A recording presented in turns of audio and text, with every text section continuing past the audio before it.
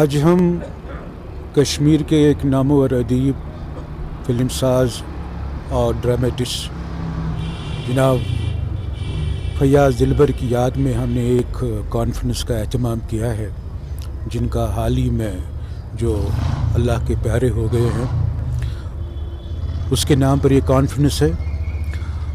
वो एक ऐसी शख्सियत थी जिसने हर एक शोबे में, ज़िंदगी के हर शोबे में एक नाम कमाया है, चाहे वो ड्रामा हो, चाहे सहाफ़त हो या फिल्म मेकिंग।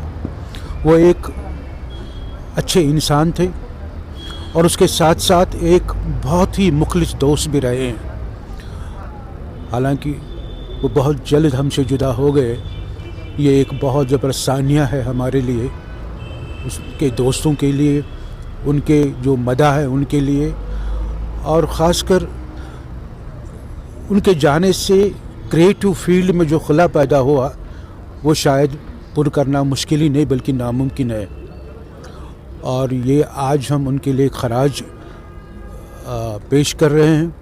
ये उनके नाम पर कॉन्फ्रेंस है, उनके बारे में, उनके कलम के बारे में, उनकी ज़िंदगी के बारे में और उनका जो सफ़र रहा है, सहाफ़त का सफ़र रहा है, उसके बारे में उस पर बात हो रही है। ये एक बहुत बड़ा खराज उनके लिए है। फयाज़ दिलबर एक नाम नहीं है, एक इनकलाब था।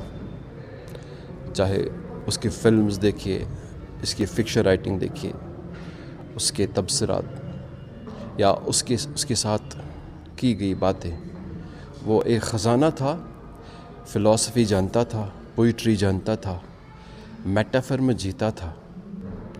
और जहाँ तक उसकी शख्सियत है तो मैंने फयाज़ दिलबर साहब को एक मेंटोर के हैसियत से देखा है, जिन्होंने बहुत हेल्प किया और कान पकड़ पकड़ के सिखाया।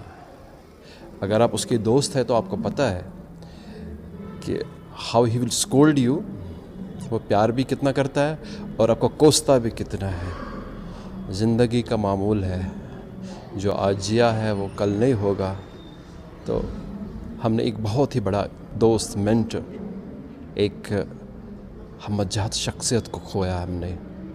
और उम्मीद करते हैं कि जितना भी असासा उसने छोड़ा, जितनी भी लेगेसी उसने पीछे छोड़ी, लोग पढ़ेंगे और फयाज़ साहब को याद रखेंगे और कोशिश करेंगे कि उसकी डेप्थ ऑफ थॉट क्या है, थॉट प्रोसेस क्या है, वो किस हद तक सोचता था, उसकी क्रिएटिव कैपेबिलिटी कितनी ज़्यादा स्ट्रॉन्ग थी।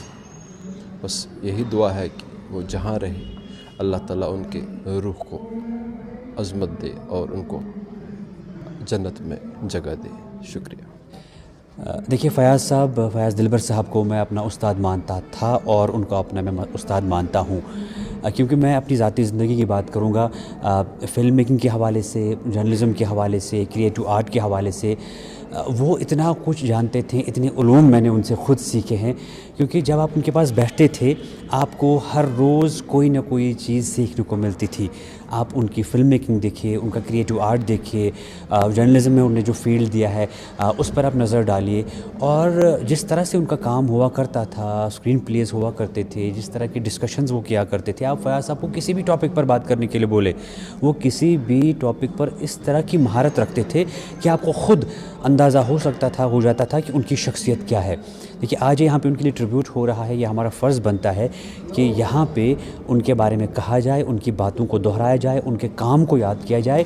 क्योंकि जो आने वाले वक्त में जो हमारी आने वाली नस्ल होने वाली है, उनको भी इस चीज़ का एहसास हो जाए, उनको भी ये चीज़ें पता चले कि हमारे कश्मीर में किस तरह के असासे थे, हमारे कश्मीर में किस तरह के लोग थे, हमारे कश्मीरी लोगों का, ऐसे आर्टिस्ट का, ऐसे क्रिएटिव लोगों का कितना कंट्रीब्यूशन था और कितनी अजीम शख्सियतें हमारे कश्मीर से निकली हैं, जैसे फयाज़ दिलबर साहब थे।